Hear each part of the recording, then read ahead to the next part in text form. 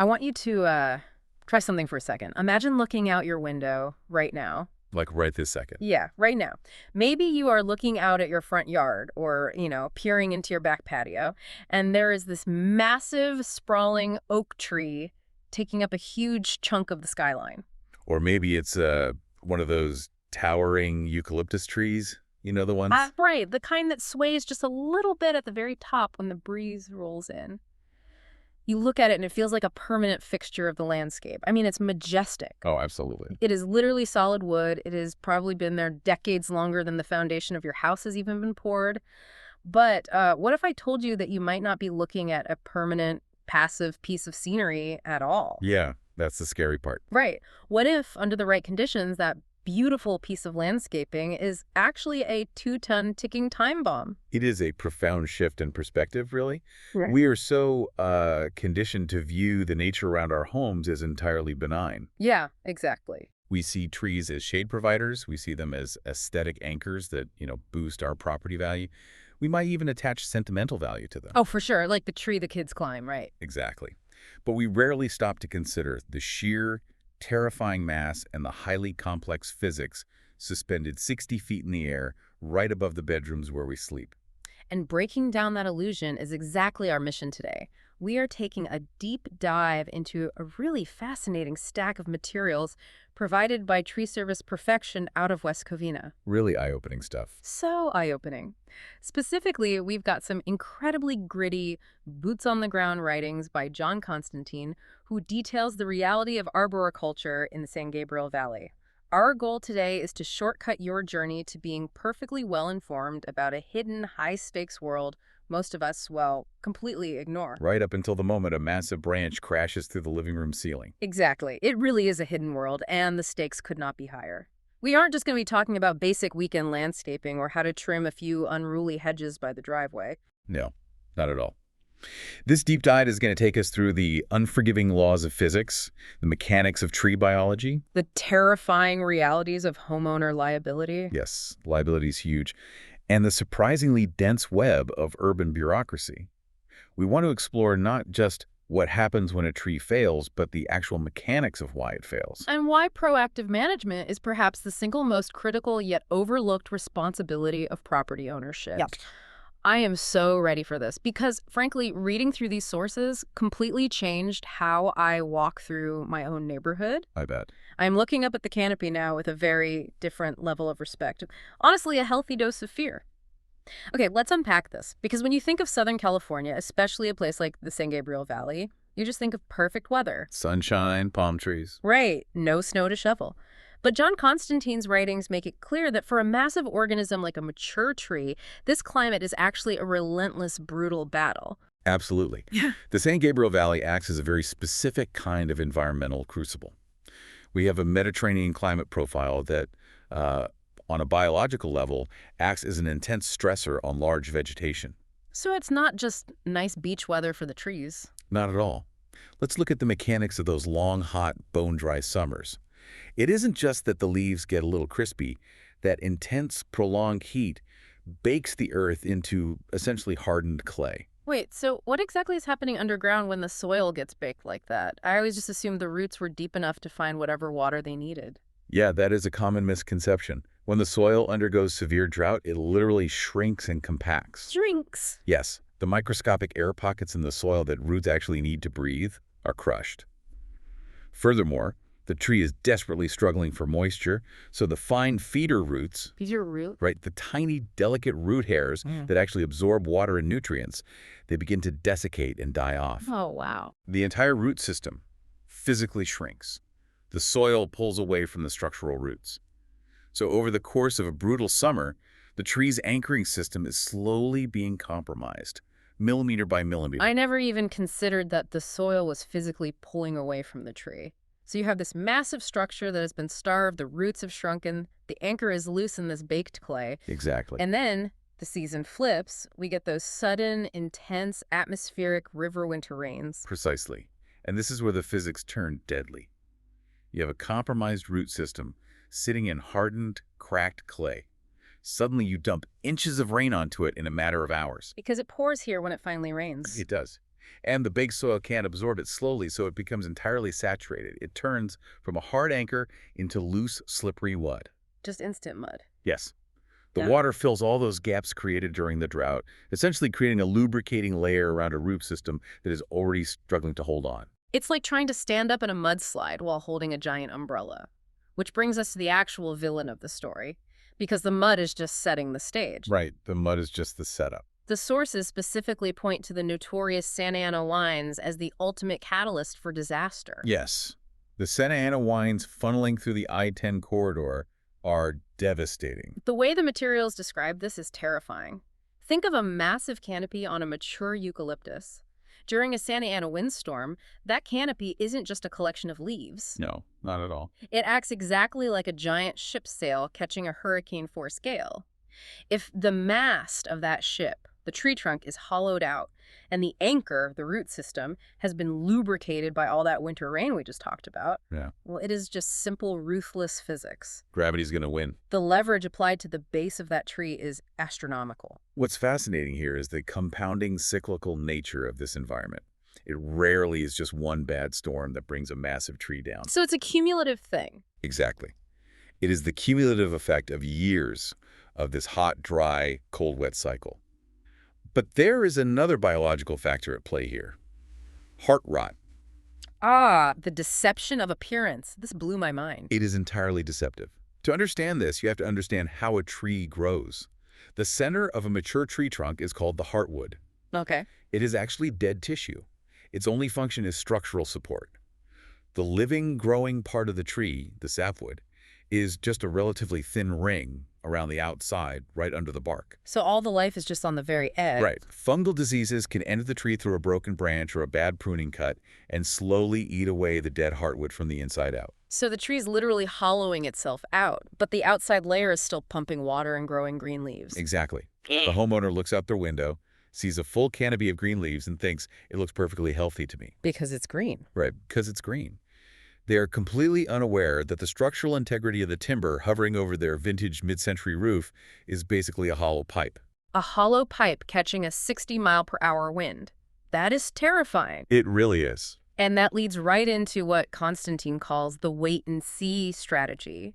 Because as humans, we are masters of denial. Oh, we really are. You step out onto your driveway in the morning, coffee in hand, you look up at that massive, slightly leaning trunk, or you see a giant dead branch hanging directly over your car, and your brain just goes, well, it didn't fall last night. It's probably fine. I'll deal with it next month. Exactly. I'll deal with it next month. It is a completely understandable psychological response. Professional tree removal feels like a massive disruption. It is noisy, it is an unplanned expense, and so we procrastinate. Let's just put it off. We stare at decaying timber, and we essentially cross our fingers, hoping the weather will cooperate. But as the source material points out with brutal clarity, ignoring a compromised tree is quite literally gambling with gravity. And gravity doesn't take days off. And gravity is patient. Every single day you wait, the structural integrity weakens a fraction of a percent more, and the odds tilt slightly more toward a catastrophic failure. But come on, let's be real for a second. I want to play the skeptic here. Because when that gamble finally doesn't pay off, when a branch snaps or the trunk visibly starts uprooting, the immediate human instinct is panic. Naturally. And when we panic about a house repair, the instinct is to fix it as quickly and as cheaply as humanly possible. Of course. I look at a dead pine tree. I'm fairly handy. I've got tools in the garage. Why can't I just head down to the local hardware store, rent a decent chainsaw, watch a 5-minute internet tutorial, and take care of it myself? I mean, it's just cutting wood, right? That is what the industry calls the weekend warrior fallacy. Okay. And it is a recipe for absolute disaster. We need to look at the statistical reality here. According to the Occupational Safety and Health Administration, OSHA, tree care is consistently ranked as one of the most hazardous industries in the entire country. Wait, really? The whole country? Yes. We are not talking about pruning a rose bush or chopping firewood on the ground. We are talking about suspending and then attempting to control thousands of pounds of unevenly weighted timber high in the air. Wait, explain the uneven weight part, because in my head, a tree just falls straight down like a pencil. It rarely falls like a pencil. Trees grow asymmetrically to reach for sunlight. One side of the canopy might be significantly heavier than the other. Oh, right, because of the branches. Exactly. Furthermore, the wood itself is under immense invisible tension and compression. If an untrained homeowner makes a cut into a branch that is under heavy tension, the wood can violently snap back. Like a spring. Yes, it's called barber chairing, where the trunk literally splits vertically and kicks back with the kinetic force of a car crash. A rented chainsaw is not going to save you from 1,000 pounds of wood snapping like a rubber band. That is a terrifying visual. The kinetic energy we are talking about here is just staggering. It is. The sources paint a very vivid picture of the aftermath of neglected yard maintenance every storm season in West Covina. We are talking about massive branches, crushing sedans parked in driveways, turning them into accordions. Just flattening them. We are talking about toppling trunks, slicing clean through living rooms. The collateral damage is immense. If you or a confident neighbor make one wrong cut, you cannot stop the momentum. That energy goes exactly where gravity pulls it, which is often right into your house, or, arguably worse, directly through your neighbor's roof. Okay, so DIY is a terrible idea. I get it. But what if I just find a guy, let's say a guy with a pickup truck and a chainsaw knocks on my door? Or I find a cheap local handyman who says he'll knock the tree down for $300 in cash. Right, the cash-only deal. Yeah. I'm not doing the cutting, so I'm safe, and I save a ton of money over a professional service. This is perhaps the most dangerous financial trap a homeowner can fall into. Yes, you think you are saving $1,000. But the sources point out a legal reality that is absolutely critical to understand the mechanics of liability. Okay, how does that work? If you hire an unlicensed, uninsured, cash-only crew to perform hazardous work on your property, in the eyes of the law, they are not an independent contractor. They are essentially your employee for the day. Wait, seriously, just because I paid them cash? Yes, because they do not carry their own workers' compensation or liability insurance, the assumption of risk defaults to the property owner. You're kidding. I'm not. If that uninsured worker climbs up a rickety ladder on your property, makes a mistake with a chainsaw, and falls out of the canopy, Oh, no. you, the homeowner, can be held personally liable for their medical bills, their rehabilitation, and their lost wages. That is mind-blowing. So by trying to save a few $100, I could be on the hook for a six-figure ICU bill. Precisely. You are risking your mortgage to save pennies on yard work. There is a quote directly from the material citing the Tree Care Industry Association. Cheap work is expensive. Cheap work is expensive. Man, that is so true. It is profoundly true in arboriculture. When you hire a fully insured, bonded professional service, you aren't just paying for the physical labor of cutting wood. What else are you paying for? You're paying a premium to legally shield yourself from ruinous liability. Okay, that makes total sense now. Yeah. So DIY is a fast track to the emergency room, and hiring an uninsured handyman is a fast track to bankruptcy. Essentially, yes. That means we had to look at how the actual professionals execute a removal. And I have to admit, this was the most surprising part of the whole stack of research for me. How so? Because I had this cartoonish idea of tree removal. You know, a guy in a flannel shirt yells, "Timber," and a giant pine tree crashes down into a clearing. Like a lumberjack. Exactly, like a cartoon lumberjack. But in a dense urban environment like West Covina, with houses packed tightly together, fences, power lines, and landscaping, you can't just drop a tree. The sources describe professional removal as closer to military engineering than traditional logging. The terminology used by Tree Service Perfection is incredibly telling here. They do not call it cutting down a tree. What do they call it? They describe it as an orchestrated dismantling and a tactical operation. A tactical operation. I love that. It is a highly analytical, step-by-step process designed to meticulously mitigate risk at every single level. Here's where it gets really interesting. Let's break down the anatomy of a surgical takedown, because it is wild. It starts with the assessment phase. They don't just walk up, fire up the engines, and start hacking. No, a professional crew will spend a significant amount of time assessing before a single saw is started. They are identifying targets. Targets, like what they want to hit. No, the opposite. In this context, targets mean anything within the drop zone that absolutely cannot be hit or damaged by falling wood. Okay, got it. That means the obvious hazards like high-voltage power lines and the roof of the house. Oh. But it also means the swimming pool equipment, the delicate glass conservatory, the underground sprinkler heads, or, the neighbor's prized rose garden sitting inches from the property line. They are essentially mapping a 3D drop zone. Exactly. They calculate the natural lean of the trunk, they find the center of gravity of the canopy, and crucially, they're inspecting the integrity of the wood we talked about earlier. Right, the heart rot. Exactly. Is the trunk solid enough for an arborist to safely climb with spikes and ropes? Or is there so much internal heart rot that putting a worker's weight on the tree would cause it to snap? And if it's rotten? If it's rotten, they have to completely change their tactical plan and bring in a bucket truck or even a massive crane to access the canopy from above. Wow. And once the assessment is done, we get to the execution phase. This is the part that completely changed my perspective. They don't fell the tree. They piece it out. Branch by branch. Right. Branch by branch, section by section, starting from the very top.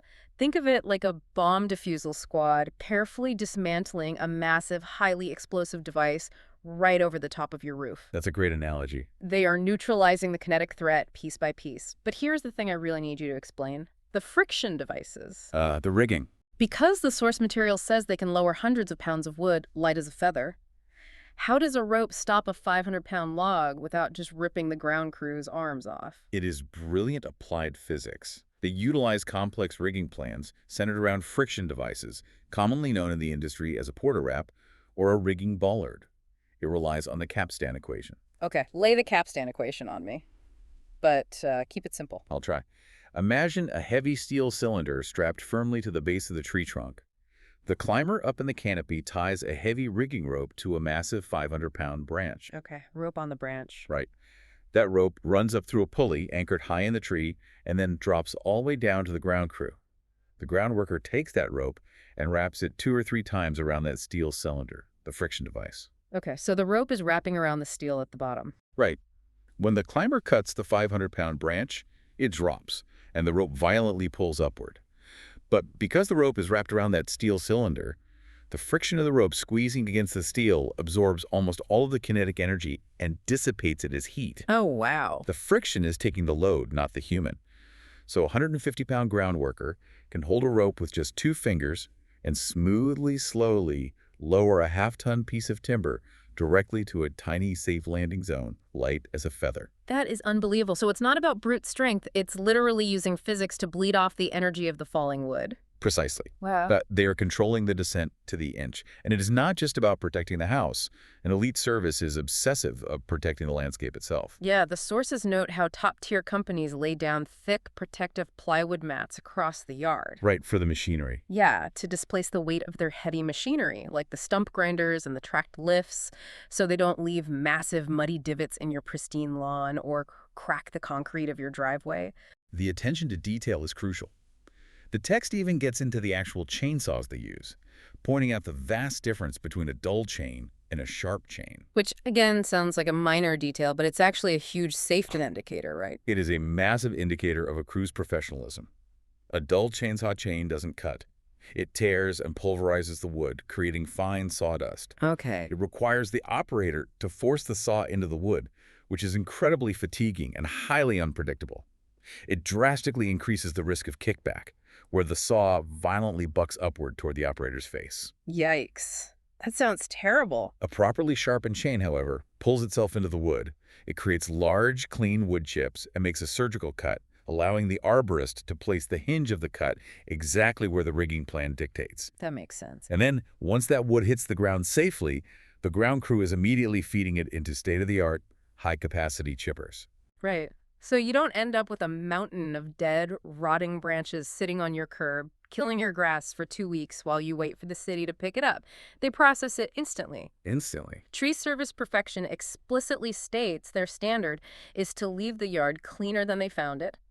All of this is governed by strict protocols set by the International Society of Arboriculture, the ISA. That ISA standard is the gold standard for safety. In fact, John Constantine gives a fantastic piece of actionable consumer advice in the text. What's that? If you are interviewing a tree company, ask them to explain their rigging plan. Right. If they cannot clearly articulate how they plan to use friction devices and drop zones before they start the job, you need to show them the door immediately. Just kick them out. Yes, transparency in the tactical operation is utterly non-negotiable. Okay, so let's review where we are. We've established that the intense climate is actively trying to knock the tree down. We know that DIY is a recipe for a horrific lawsuit. And we see that the professionals have to perform high-altitude physics just to safely dismantle the thing. You would logically think that if you have the budget and you found the right professional crew, you just point to the offending tree and say, take it down tomorrow. You would think so. Yeah. But you would be wrong. Exactly. Because it turns out your private property is deeply entangled in a massive, invisible web of citywide environmental laws and state safety mandates. The bureaucracy of the canopy. Yes, the bureaucracy. It comes as a massive shock to many new homeowners. They assume that because their name is on the deed to the land, they have absolute, unquestioned dominion over every single thing growing out of the dirt. So what does this all mean? Let me frame the inherent tension here, because if I'm a homeowner, my blood is boiling a little bit. Understandably. I'm thinking, this is my yard, I pay the mortgage. This rotting tree is threatening my house. If it falls and kills someone, it is my personal liability, but I have to go down to City Hall and beg a bureaucrat for permission to remove it. It feels totally contradictory. It feels incredibly frustrating in the moment, yes. But if we connect this to the bigger picture, the rationale behind these municipal ordinances starts to make perfect sense. Okay, convince me. Cities in the San Gabriel Valley, like West Covina, have very specific, strict preservation ordinances regarding what they classify as heritage trees. Heritage trees, like historically significant. Well, this typically applies to specific native species like the California sycamore and the coast live oak, as well as any tree that has reached a certain massive trunk diameter. Right. You can't just fire up a chainsaw on a 200-year-old coast live oak just because you decided you want a slightly larger concrete patio for your barbecue. Exactly. And the city enforces these rules because the urban canopy is not simply a collection of private landscaping choices. It functions mechanically as a critical public utility. Wait, how is my tree a public utility? I water it. Through a biological process called evapotranspiration. Evapotranspiration. Let's break that down. Mature trees absorb water from the ground and release it as vapor through their leaves. This process actively cools the surrounding air. Like the tree is sweating. Essentially, yes. A dense, healthy canopy coverage across a neighborhood can actually lower the ambient temperature of the microclimate by several degrees. Oh, wow. It directly combats the urban heat island effect. All that asphalt and concrete baking in the sun. If you cut down your massive oak, your neighbor's air conditioning bill literally goes up. That is wild. Furthermore, robust mature trees demonstrably keep property values higher across the entire zip code. Okay, that is fascinating. The tree physically exists on my property, but the cooling benefits and the economic benefits are entirely communal. Precisely. Therefore, removing one or even doing significant heavy pruning on a heritage tree requires formal assessment and permits from the city arborist. And if you ignore this... If you decide to just hire that cash-only crew to cut it down over a 3-day weekend to avoid the red tape, the fines can be astronomical. Like how bad? The source notes that violating these ordinances can result in municipal penalties that far, far exceed whatever money you thought you were saving by skipping the permit process. And this is where a high-end professional service really earns its keep, right?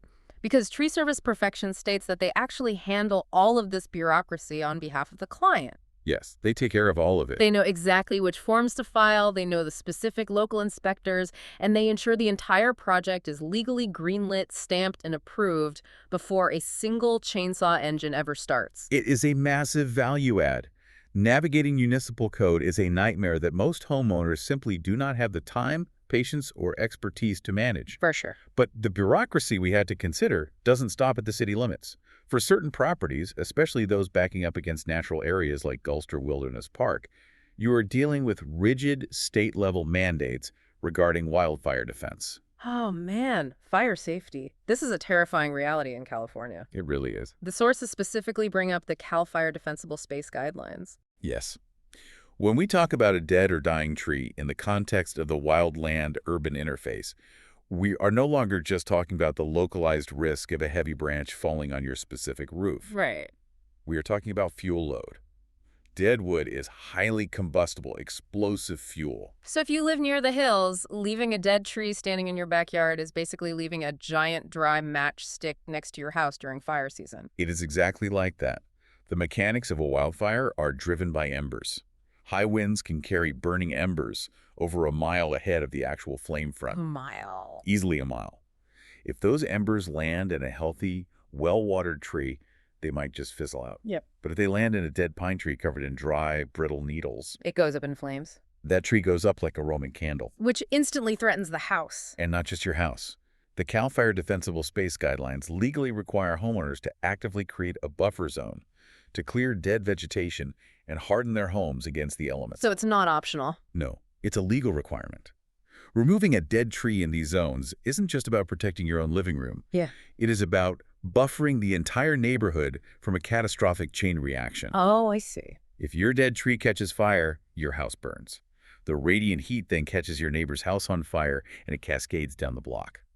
Managing your private canopy is, quite literally, an act of civic defense. That is incredibly heavy. It really shifts the entire perspective from annoying yard maintenance to vital community survival. Absolutely. So we've navigated the brutal climate risks, we've successfully avoided the DIY lawsuit trap, we understand the incredible tactical rigging and physics required, and we've navigated the maze of city permits and CAL FIRE laws. I've covered a lot. This brings us to the final inevitable reality for any homeowner listening to this deep dive. Understanding the economics of the removal and what it actually takes to finish the job. Because let's be honest, price is always the ultimate friction point. It is the ultimate question every homeowner asks first. How much is this going to cost? Right. How much to take down that pine in the back? The sources address this head on, and the answer is always, it depends. Always. But they break down exactly what drives the quote, which I found incredibly helpful because it demystifies the whole opaque process. It proves it's not just a random number they pull out of thin air based on what kind of car is parked in your driveway. Right. Transparency in pricing is vital for consumer trust in this industry. The source material outlines 4 primary variables that drive the final quote. Okay, let's hear them. The first is the most obvious: height and diameter. A massive 80-foot tree simply involves exponentially more physical labor to dismantle safely. Right, it's just more tree. Exactly. It also generates a significantly higher volume of heavy wood and brush that requires transportation and incurs landfill disposal fees. More wood equals more labor and more money. Simple enough. But the second factor is accessibility. And this is where it gets incredibly complicated in residential neighborhoods. Yes, access is everything. Think about the logistics. Can the crew pull their heavy bucket truck and their massive wood chipper right up to the base of the tree in a wide-open front yard? If they can, I assume that's easier. Much easier. If so, the job is fast and highly efficient. But what if the tree is located in a cramped backyard, surrounded by a high block wall, and the only access is a narrow 3-foot wide side gate? Oh, wow. They can't get the machinery back there. Exactly. That means the ground crew has to manually carry every single heavy log and drag every single branch all the way across the backyard, squeeze it through that narrow side gate, and out to the chipper on the street by hand. Oh, that sounds exhausting. It is. That logistical bottleneck exponentially increases the man-hours required to clear the site. And more man-hours equals a higher quote. That makes perfect sense. The third factor is condition. Condition, yes. Okay. We touched on this earlier with a heart rot. If a tree is relatively healthy and the wood is solid, a rigger can safely climb it with spikes and ropes. But if the trunk is totally rotten, hollow, and structurally compromised, nobody is climbing that. It's just too dangerous. It's an unacceptable safety risk. Yeah. In those cases, the company has to bring in specialized aerial lifts, bucket trucks, or even rent a massive crane to lift the pieces out from above without putting any human weight on the compromised trunk. I've seen cranes on my street before. And bringing heavy equipment like a crane into a residential street significantly increases the overhead, which gets added to the bill. Of course. And finally, the fourth factor, proximity to hazards. If a tree is standing all by itself in an empty dirt field, it is a straightforward felling operation. Very straightforward. If that exact same size tree is leaning precariously over a custom glass conservatory, or its branches are intricately tangled in high-voltage city power lines, well, it might take 3 times as long to dismantle it safely. Because they have to meticulously utilize all those complex friction devices, rigging setups, and microcuts we talked about earlier. Every single piece has to be tied off and lowered. So, when you get a quote from a professional, you are fundamentally paying for the complexity of the puzzle, the time it takes to solve it safely, and the specialized equipment required, not just the raw size of the tree. That is correct. And this loops right back to the stark warning from the Tree Care Industry Association. If one reputable company quotes you $3,000 and another guy in a truck says he'll do it tomorrow for $500. Right, the $500 guy. Yeah, that $500 bid is almost certainly neglecting the safety protocols, lacking the specialized rigging equipment, and operating without the liability insurance required to do the job without destroying your property. This raises an important question about how we, as property owners, categorize and value home maintenance. Hmm. We often view things like roof repairs, foundation fixes, or plumbing leaks as mandatory urgent investments. Yeah, you fix a leaky pipe immediately. Right. But we strangely view professional tree removal as discretionary spending. We put it off. The sources note a frustrating reality. Homeowners insurance rarely covers the preventative removal of a dead or dying tree. Which is insane to me. The insurance companies classify preventative tree removal as routine property maintenance, which is the homeowner's responsibility. They will only pay out on a claim after the tree has catastrophically failed and crushed your roof during a windstorm. It's literally like your auto insurance saying they absolutely won't pay for you to get new brake pads, but they'll gladly pay for the totaled car after you crash into a wall because your brakes failed. It is a deeply frustrating paradox, but it is the reality of the policy. It places the onus entirely on the homeowner to be proactive. You really have to change how you look at it. You have to undergo a paradigm shift. You have to view professional tree removal not as a sunk cost or an annoying landscaping bill, but as a critical, proactive insurance policy against catastrophic structural damage and personal liability. Okay, so you bite the bullet, you pay the insured professionals, they bring in the gear, they expertly rig the tree, they dismantle it safely using physics, they chip the wood, they rake up the leaves, and they clean the yard perfectly. Sounds great. The towering threat is gone. You breathe a sigh of relief. But there's one final step. And I have to admit, reading the biology behind this step gave me a very visceral, skin-crawling reaction. Oh, I know what you're talking about. Because if you just cut the tree down, flush to the ground, and stop there, you are left with a stump. A massive, unsightly tripping hazard sitting right in the middle of your property. Right, and you might look at it and think, well, the tree is down, the wind can't blow it over anymore, the danger is gone. I'll save a few $100 extra on the quote and just leave the stump there. Maybe I'll put a potted plant on it. A lot of people do that. But the sources are so incredibly clear and aggressive on this point. Do not leave the stump. Removal is simply taking the aerial threat down. Grinding is the true final erasure. I love that word, erasure.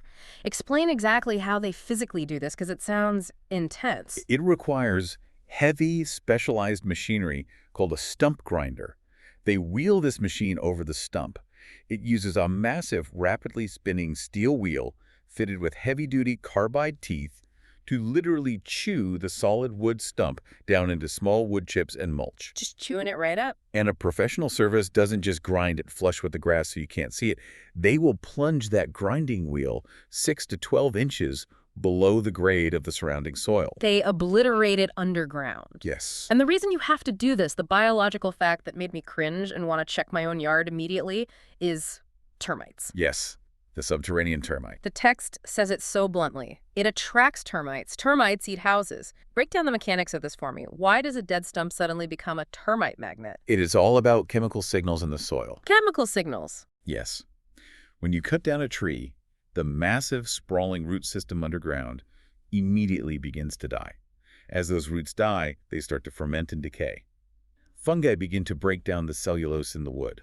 Okay, so it's rotting underground. Right. This fungal decay releases very specific chemical sense phenols and other compounds into the surrounding soil. Subterranean termites, which live deep underground, are highly attuned to these chemical gradients. Like sharks to blood. Very much like that.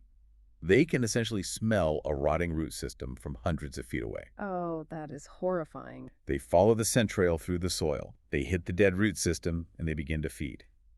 The stump provides a massive, concentrated, damp food source. The termite colony multiplies rapidly into the millions. A million? Millions.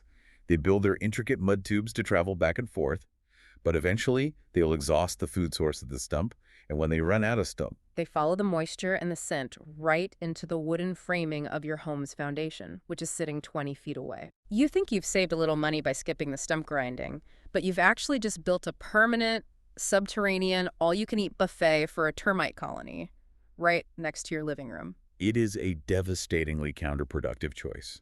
If you don't grind the stump, you are actively inviting structural pests onto your property. By paying the relatively small additional fee for the stump grinding, you achieve that complete erasure. You physically remove the food source. You physically remove it. You sever the chemical scent trail, and just as importantly, you reclaim the yard entirely. Right, because you can actually use the space again. Exactly. The crater left behind can be filled with fresh topsoil. You can lay fresh sod over it. You can plant a new, native, drought-resistant garden. Or you can pour smooth concrete over the area for a patio. You fundamentally transform an overgrown, terrifying liability into an outstanding, safe, and entirely usable property. It's the ultimate reset button for the landscape. Wow. We have covered an incredible amount of ground today.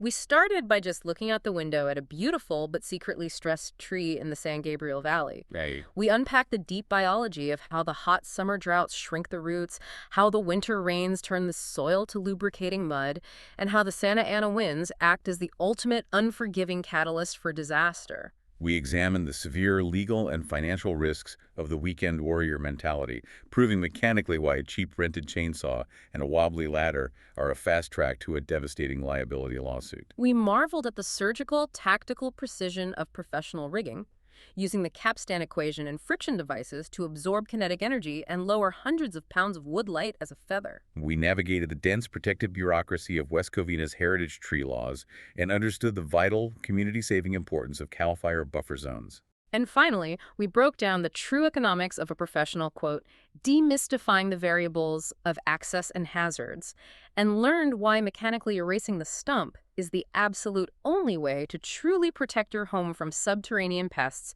and reclaim your land. It has been a massive journey. It really has. And I want to encourage you, the listener, to do exactly what we talked about at the very beginning of this deep dive. Take a walk around your own property today. Highly recommended. Look up at the canopy. But don't just look at it with passive admiration anymore. Look at it with a critical, highly informed eye. Look for the dead branches. Look at the lean of the trunk. Consider the physical distance between those heavy, swaying limbs and your roof or your neighbor's fence. So important. Recognize that you are not looking at a painting. You are looking at a dynamic, constantly changing, incredibly heavy biological system. And I think that is the perfect necessary note to end on. Oh, absolutely. What's your final takeaway here? We so often think of the nature in our yards as permanent, passive scenery. But a tree is a massive, living, breathing, and eventually dying organism. We choose to share our most intimate spaces with these multi-ton structures. We really do. We park our cars under them. We let our children play beneath them.